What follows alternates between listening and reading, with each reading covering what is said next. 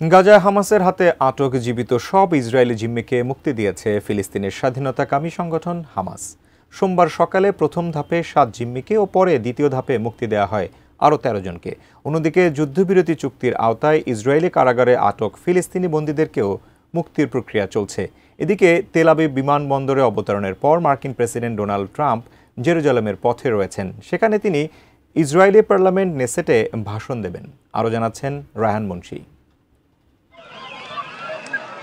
দীর্ঘ প্রতীক্ষার অবসান, অবশেষে মুক্তি পেয়েছেন হামাসের হাতে থাকা জীবিত সব ইসরায়েলি জিম্মি। সোমবার সকাল 8টার পর গাজা সিটিতে জিম্মি মুক্তি প্রক্রিয়া শুরু হয়। পরে প্রথম ধাপে 7 জন জিম্মিকে আন্তর্জাতিক সংস্থা রেড ক্রসের কাছে হস্তান্তর করে হামাস। যুদ্ধবিরতির শর্ত মেনে একই দিনে সকাল 10টার দিকে দ্বিতীয় ধাপে বাকি 13 জিম্মিকেও মুক্তি দেওয়া হয়। বিজলি কেবলসের স্কিন কোটেড ইনসুলেশন আগুন প্রতিরোধী। বিজলি কেবলস, নিরাপদ আজীবন। এরই মধ্যে ইসরায়েলে পৌঁছেছেন মুক্তি পাওয়া বন্দীরা। সেখানে স্বাস্থ্য পরীক্ষা শেষে তাদেরকে হস্তান্তর করা হচ্ছে পরিবারের কাছে।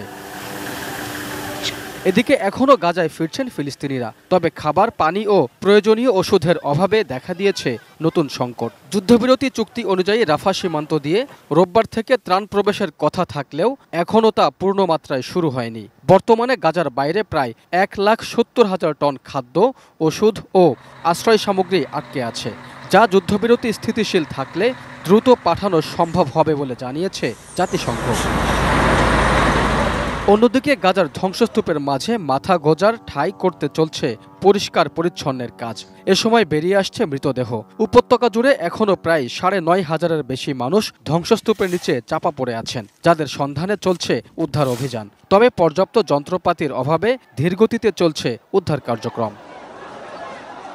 Raihan Munshi, desk report, ATN news.